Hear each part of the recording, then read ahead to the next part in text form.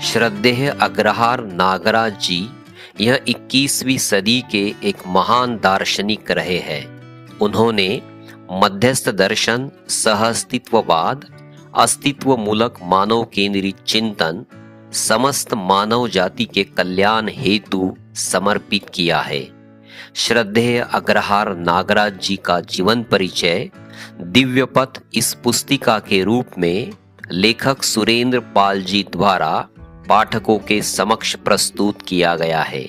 इस लेखन सामग्री का पूर्ण रूप से आदर करते हुए मध्यस्थ दर्शन के अध्ययनकर्ताओं के लिए ऑडियो बुक के स्वरूप में प्रस्तुत करते हुए हम गौरव महसूस करते हैं। लेखकीय: जब मैंने प्रथम बार जीवन विद्या परिचय शिविर जून 2010 में भाग लिया, तभी से आदरणीय बाबा जी श्री अग्रहार नागराज जी बनाम ए नागराज जी के जीवन को लेकर एक उत्सुकता ने जन्म लिया, जो मध्यस्थ दर्शन के अध्ययन के दौरान गहराती गई। इस मानव का कैसा व्यक्तित्व होगा, जन्म के समय क्या परिस्थितियां रही होगी, कैसे संस्कार मिले होंगे, कैसी शिक्षा रही होगी, क्या किसी विशेष घटना ने उन्हें इस अनुसंधान के लिए प्रेरित किया होगा, क्या ये सामान्य मानव से कुछ अलग होंगे, आखिर कैसे यह चिरापेक्षित और अभी तक रहस्यमय माना जाने वाला अद्भुत ज्ञान उनसे प्रकट हो गया। मुझे लगता है इस तरह की उत्सुकता जीवन विद्या अथवा मध्यस्थ दर्शन के संपर्क में आए प्रत्येक व्यक्ति के मन में होती होगी। आखिर मानव इतिहास में ऐसे उदाहरण है ही कितने, जब किसी मानव ने अंतिम अथवा परम सत्य को जानने के लिए अपना सब कुछ दांव पर लगा दिया हो। आदरणीय बाबा जी द्वारा रचित साहित्य तथा उनके उद्बोधनों में उनके साथ रहे कुछ साथियों से सुने संस्मरण में बाबा जी के जीवन की कुछ झलकियां मिलती रही, परंतु उन सब ने भी आग में घी डालने का ही काम किया तथा बाबा जी की मनस्थिति की यात्रा के बारे में और जानने की उत्सुकता तीव्र होती गई। इसीलिए जब अहमदाबाद में एक गोष्ठी में एक साथी ने बाबा जी की जीवनी की बात उठाई, तो मैंने बाबा जी के साथ रह रहे कुछ शिष्यों साधन भाई, सोम भाई, अंजनी भाई आदि से इस बिंदु पर चर्चा करने का निर्णय लिया। संयोग से कुछ दिन बाद ही अध्ययन के लिए अछोटी जाना था तथा उस दौरान बाबा जी का वहां रहना भी तय था। साथियों से बात की तो उन्होंने बताया कि वे कई बार इस बारे में समय समय पर बाबा जी से बात करते रहे, परंतु किसी कारणवश निर्णय नहीं हो पाया और उन्होंने मुझे बाबा जी से बात करने का परामर्श दिया। बाबा जी से बात हुई तो उन्होंने इसकी अनुमति दे दी तथा इसकी जिम्मेदारी भी मुझे मिली। तुरंत ही फरवरी 2014 के अंतिम सप्ताह में लगभग 10 दिन अमरकंटक में बाबा जी व परिवार के सदस्यों के साथ रहकर सबसे बात कर इसको लिखना प्रारंभ कर दिया। इस पुस्तक की वस्तु का मूल स्रोत आदरणीय बाबा जी ही है। इसमें लिखी हुई अधिकतम सूचनाएं बाबा जी ने मुझे स्वयं बताई है और कुछ बातों का वर्णन उन्होंने अपने उद्बोधनों में समय समय पर किया है, जिनको प्रकाशित पुस्तकों में यहाँ वहाँ पर पहचाना जा सकता है। साथ ही बहुत सी बातें मुझे उनकी सुपुत्री सुश्री शारदा अम्बा जी, पुत्रवधू श्रीमती सुनीता जी तथा श्रीमती पूजा जी, सुपुत्र श्री मार्कंडेय जी एवं श्री लक्ष्मी प्रसाद जी तथा साधन भाई जी, जो आदरणीय बाबा जी व परिवार के साथ 22 वर्षों से रह रहे हैं, श्रीमती महिमा जी, श्री राम भाई जी, जो अपनी पत्नी श्रीमती गौरी जी के साथ लगभग 2 वर्ष से परिवार में रह रहे हैं, तथा अन्य जिज्ञासुओं से भी पता चली जो बाबा जी द्वारा अनुमोदित कराई गई। बाबा जी मुझे इस बात का भी विशेष ध्यान दिलाते रहे कि इस पुस्तक के लेखन में भी उनके व्यक्तिगत महिमा मंडन से दूर रहा जाए। हमेशा मुझे मध्यस्थ दर्शन सहअस्तित्ववाद के महत्व को ही बताते रहे। बाबा जी के साथ वार्तालाप में इस पुस्तक का प्रयोजन भी निश्चित हुआ। इस पुस्तक को पढ़ने वाले को मध्यस्थ दर्शन के अध्ययन में रुचि उत्पन्न हो पाना आशा है कि यह प्रयोजन सफल होगा। इस पुस्तक को लिखने की अवधि में मुझे स्वयं में स्पष्टता बढ़ती दिखाई दी और एक तृप्ति का एहसास बना रहा है। फिर भी निवेदन है कि जहाँ पर भी मध्यस्थ दर्शन के मूल सिद्धांतों का वर्णन इस पुस्तक में किया गया है और कहीं भी उसमें आदरणीय बाबा जी द्वारा रचित ग्रंथों में वर्णित वस्तु से विरोधाभास जैसा दिखता है तो वाङ्मय को ही सही माना जाए। इस पुस्तक में किसी भी त्रुटि की जिम्मेदारी केवल मेरी ही है। इस पुस्तक को लिखने में मुझे अनेक साथियों का योगदान मिला है, जिसके लिए मैं सभी का आभारी हूँ। प्रत्यक्ष रूप में मिले योगदान के लिए मैं अम्बा दीदी, साधन भाई, बियार भाई, श्री राम भाई, गौरी बहन, हिमांशु भाई का आभारी हूँ। मैं उन मनीषियों के प्रति कृतज्ञ हूँ जिन्होंने मध्यस्थ दर्शन के उद्घाटन एवं पावन धरा पर अवतरण की यात्रा में सहयोगी एवं सहयात्री की भूमिका निभाई और आज सशरीर हमारे बीच नहीं है। इनमें सर्व प्रमुख माताजी नागरत्ना देवी, श्री नंद कुमार श्रीवास्तव, श्री यशवंत कुमार सिंधु, श्री NS पुरानिक, श्री अशोक शर्मा, डॉक्टर यशपाल सत्य और अनेक मनीषियों को मैं श्रद्धा सुमन अर्पित करता हूँ। इस अवसर पर मेरे अग्रज एवं वरिष्ठ भ्राता भगिनियों श्री राजन शर्मा, श्री रण सिंह आर्य, श्री गणेश बागड़िया, अंजनी भैया एवं परिवार श्रीमती अनीता शाह को मैं परोक्ष रूप से सहायता के लिए स्मरण कर गौरवान्वित अनुभव करता हूँ। बाबा जी का कथन, आस्था, श्रम व सेवा।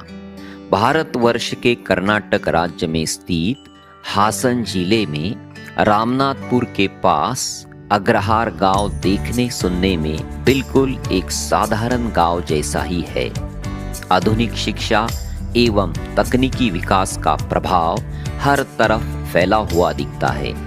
आज लगभग हर घर में टेलीविजन, कम से कम एक मोटरसाइकिल, फ्रीज, फोन और बिजली का प्रकाश है। ग्राम पंचायत द्वारा घर घर पानी की आपूर्ति है। आधुनिक शिक्षा है। गांव में करीब 200 घर है और आसपास के शहरों से सड़क से जुड़ा है। किंतु आज कोई वेद मूर्ति, वेदों का ज्ञाता तथा अध्ययन कराने वाला हथेली पर चिराग लेकर ढूंढने से अग्रहार तो क्या पूरे कर्नाटक में भी मिलना मुश्किल सा लगता है।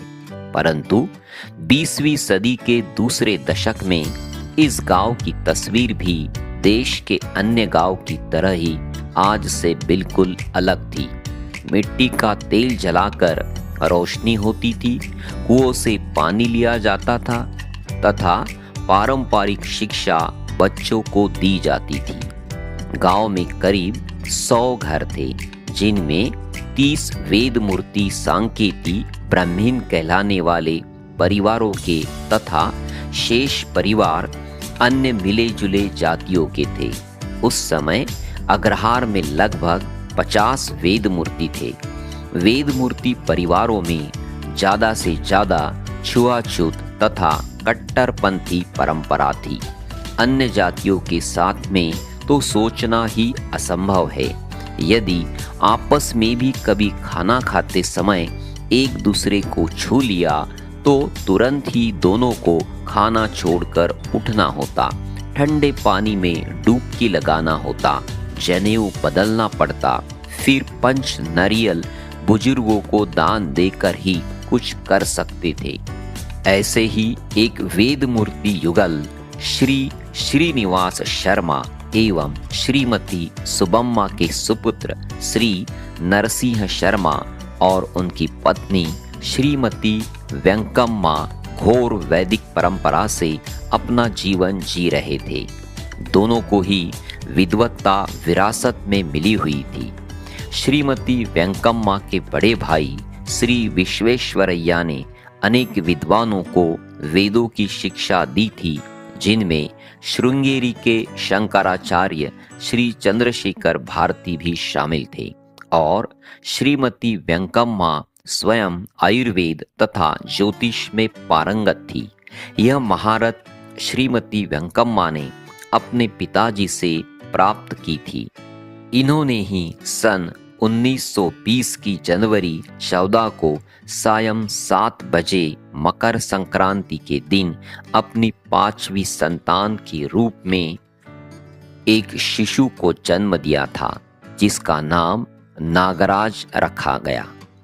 बालक नागराज ने जब होश संभाला तो पाया कि सबसे बड़ी बहन सुब्बा लक्ष्मा और उनसे छोटी सीता लक्ष्मा की शादी हो चुकी थी। बड़े भाई अनंत नारायण शर्मा गांव के स्कूल में पढ़ने जाते थे और अंग्रेजी भाषा में भी बात करते थे। तीसरी बहन रुक्मन्नामा नागराज से लगभग 2 साल बड़ी थी और छोटे भाई रामनाथ अभी लगभग 1 वर्ष के रहे होंगे। होश संभालने के बाद यदि कोई घटना का वर्णन करने की बात आती है तो वह थी बालक नागराज का अपने मामा जी के साथ मेले में जाने का वृत्तांत। एक दिन मामा जी अपने नन्हे भांजे बालक नागराज को कंधों पर बिठाकर गांव में लगे मेले को दिखाने गए। वहां पर एक जादूगर अनोखे करतब दिखा रहा था। वह एक बांस के टुकड़े पर उसे बिना जमीन में गाढ़े चढ़ गया तथा उसके बाद उसकी पत्नी और बच्चा भी चढ़ गए। वहां देखकर बालक नागराज को अच्छा लगा और भी बहुत कुछ किया। उसने अपने लड़के को काट दिया और उसका खून भी दिखाया। तत्पश्चात उसने कंकड़ पत्थर लिया, एक सूप में डाला, कपड़े से ढका और डुगडुगी बजाने लगा। फिर लोगों को दिखाया कि वह सब सोने का मोहर बन गया। लोगों को मोहर देने लगा। एक मोहर मामा जी को भी दिया। उसके बाद उसने उसी सूप से भीख मांगना शुरू कर दिया। बालक नागराज ने मामा जी से पूछा, इसने तो अभी अभी सोना बनाया है, फिर भीख क्यों मांगता है? मामा जी बोले, क्यों बोलते हो? चुप रहो, चुप रहो। मेला घूमने के बाद घर आए और खाना खाया। फिर जेब से मोहर को निकाल देखा तो वह कंकर पत्थर था। बालक नागराज ने निष्कर्ष निकाला कि वह सब तो मूर्खता का कार्य था और तब से ही चमत्कार को नमस्कार करना बेवकूफी मान लिया। बालक नागराज के बचपन से ही घर में किसी चीज की कोई कमी नहीं थी। 1.5 एकड़ जमीन थी जिसमें नारियल, सुपारी, पान एवं केला पैदा किया जाता था और गाय थी जिनसे दिन में लगभग 40 किलो दूध हो जाता था। अटारी में सूखा नारियल और गुड़ रखा होता था तथा उपलब्ध रुपए पैसे दीवारों से ईंट निकालकर बने गड्ढे में रखे रहते थे। दूध, फल व सब्जियों का उत्पादन परिवार की आवश्यकता से कहीं अधिक होता था, परंतु इन वस्तुओं को बाजार में या फिर गांव के अन्य लोगों को बेचने की बात सोची भी नहीं जाती थी। घर से बाहर के आंगन में एक बड़े बर्तन में दूध तथा पास में ही फल व सब्जियों को रख दिया जाता था तथा गांव के लोग जिनको इन वस्तुओं की आवश्यकता होती थी चुपचाप लेकर चले जाते थे। यह इंतजाम कुछ इस तरह होता था कि घर के लोग अन्य लोगों को वस्तुएं ले जाते हुए देख नहीं पाते थे। इस कार्यक्रम को देखकर एक दिन बालक नागराज ने अपनी माताजी से पूछा, ये सब लोग इन वस्तुओं को हमसे मांगकर क्यों नहीं लेकर जाते? इस तरह छुपकर क्यों ले जाना होता है? माताजी ने जवाब दिया, मांगना किसी को अच्छा नहीं लगता। ले जाने वाले को दीनता का एहसास न हो, इसीलिए हमने ऐसा प्रबंध किया है। यह सुनकर बालक नागराज सोचने लगे कि परिवार वाले किस तरह से दूसरों के सम्मान का ध्यान रखते हैं। बालक नागराज ने देखा कि उनकी माताजी रोज सवेरे रंगोली सजाती है और उसमें उस दिन का पंचांग बनाती। लोग उस पंचांग को देखने आते थे और खुश होते थे। प्रतिदिन गायों के दूध की दही जमाना तथा उसे मथना, मक्खन निकालना, अनाज पीसना, कूटना इत्यादि कार्य करती थी। बालक नागराज भी उसमें शामिल होकर यथाशक्ति योगदान देते थे। अपनी माताजी की विद्वत्ता, आयुर्वेद, ज्योतिष तथा घोर सेवा देखकर बालक नागराज गदगद हो जाते थे। पिताजी भी प्रतिदिन सवेरे 4 बजे उठने के बाद नहाकर वेद पाठ करते तथा पूजा करने के बाद खेत में जाकर परिश्रम करते थे। करीब 9 बजे वापस आने के बाद फिर नहाकर पूजा पाठ, नैवेद्य करते तथा खाना खाकर विश्राम करते। फिर खेतों में जाकर श्रम करते। वापस आकर फिर वही क्रम दोहराते। हवन करने के बाद खाना खाकर सो जाते थे। माताजी व पिताजी की इस दिनचर्या में अधिकतर एक और बात शामिल रहती थी। घर में मेहमानों का आना बना ही रहता था।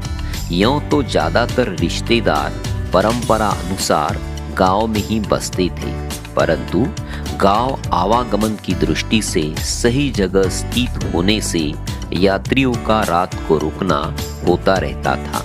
माताजी सबके लिए खाना बनाती थी। बालक नागराज भी खुशी खुशी अपने बड़े भाई के साथ लोगों के नहाने के प्रबंध में सहयोग करते थे। रात्रि 12 बजे भी लगभग 20 अतिथियों के नहाने, खाने व सोने का कार्यक्रम बालक नागराज ने कई बार देखा। इस प्रकार परिवार का अतिथियों की सेवा करना तो बालक नागराज को अच्छा लगता था, किंतु हिंदू धार्मिक परंपरा के अंतर्गत वर्णाश्रम के अनुसार कुछ विशेष जाति वाले अतिथियों को रुकने की व्यवस्था अंदर तथा कुछ अन्य जाति वाले अतिथियों को सबसे बाहर ठहराने की प्रथा उन्हें बिल्कुल अच्छी नहीं लगती थी। यहीं से कहीं दूर में शंका का जन्म होते दिखता था। गांव में केवल 2 ही परिवार इस तरह यात्रियों की सेवा करते थे। इस तरह घोर विद्वत्ता, घोर श्रम एवं घोर सेवा के वातावरण में बालक नागराज के जीवन की शुरुआत हुई। शिक्षा। आज तो स्थिति ऐसी है कि जन्म से पहले ही माता पिता को बालक की शिक्षा को लेकर चिंता आरंभ हो जाती है, जिसके साथ महाचिंता यह जुड़ी होती है कि बच्चा बड़ा होकर कैसे कमाएगा, क्या नौकरी करेगा और अपने बच्चे पाल भी पाएगा कि नहीं। परंतु 1925 में शायद ही कोई दंपत्ति अपनी संतान के भविष्य को लेकर चिंतित होता होगा। नागराज के माता पिता व परिवार के अन्य लोग भी परिश्रम से परिवार की आवश्यकता की वस्तुएं पैदा कर लेते थे तथा मजे से जीवन यापन कर रहे थे। साथ ही ऐसी आशा रखते थे कि बच्चे भी श्रम पूर्वक अपना पेट भर सकेंगे।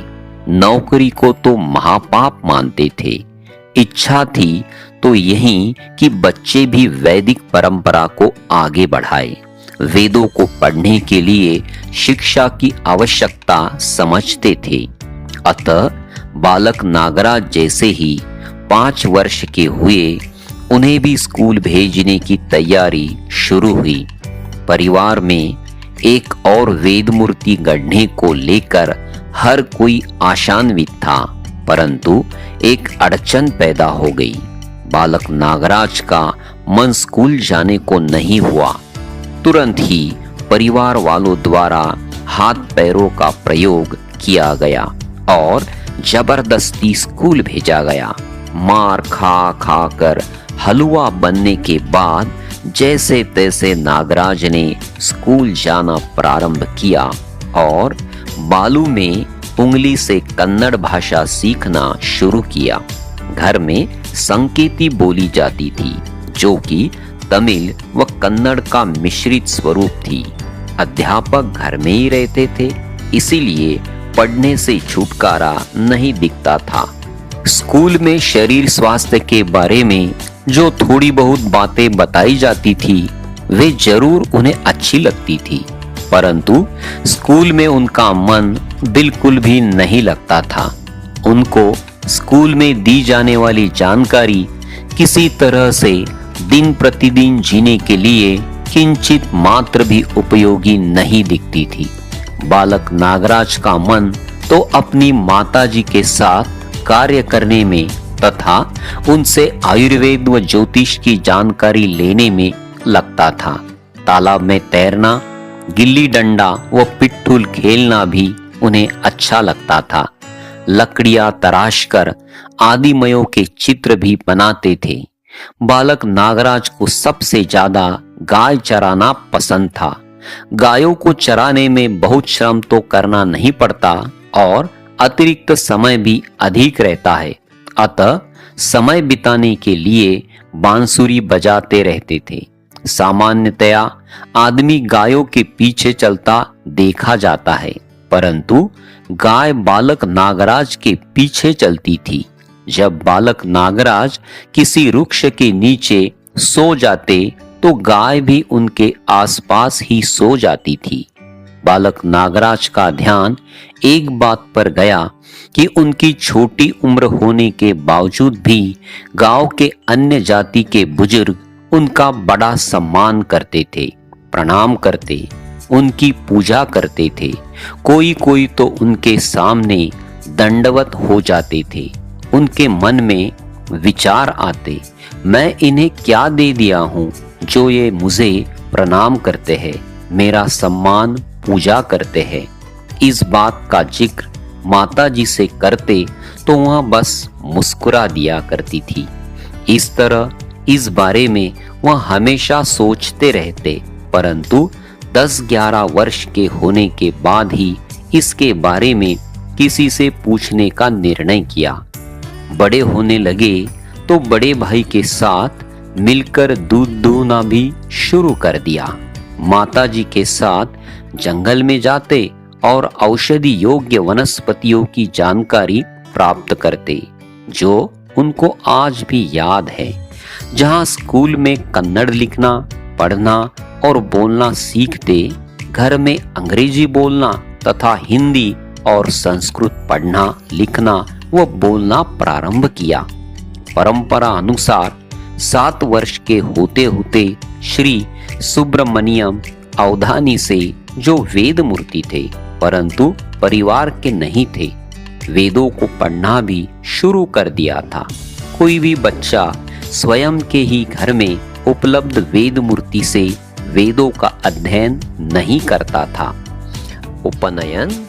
एक दिन बालक नागराज अपने छोटे बहनोई रुक्मनैया के पति, जो 20 वर्ष के थे, और रुक्मनैया उस समय लगभग 8-9 वर्ष की थी। बालक नागराज लगभग 7-8 वर्ष के होंगे। उनके साथ कावेरी नदी के किनारे घूमने गए। सूर्य ग्रहण का दिन था। बहनोई का मन साधना करने को किया और आंख बंद कर ध्यान में बैठ गए। नागराज दूर बैठकर उन्हें देखने लगे।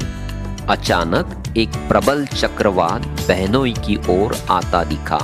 नागराज जल्दी से उन्हें सावधान करने के लिए दौड़े, पर चक्रवात की गति तीव्र थी। उसमें बहनोई फंसे लट्टू की तरह घूमते हुए ऊपर की ओर उठकर जमीन पर गिर गए और मर गए। यह देखकर बालक नागराज दंग रह गए। उनके कानों में शादी के दौरान बोले बुजुर्गों के व ज्योतिषियों के स्वर गूंजने लगे। बहुत अच्छा वर है, लंबी उम्र तक जिएगा, लड़की जिंदगी भर खुश रहेगी। बहनोई की इस तरह अकस्मात मृत्यु देखकर उनका ज्योतिष से आस्था समाप्त हो गई। यह सब सोचते हुए दौड़कर घर गए और माताजी, पिताजी व भाई को घटना के बारे में बताया। उन्होंने बहनोई का दाह संस्कार किया। बहन बाल विधवा हो चुकी थी। यह देखकर नागराज को दुख हुआ तथा ज्योतिष से विश्वास उड़ गया। कुछ दिनों बाद बालक नागराज का उपनयन संस्कार हुआ। इसमें उनको काफी उपदेश दिए गए। किसको कब छूना और नहीं छूना बताया गया।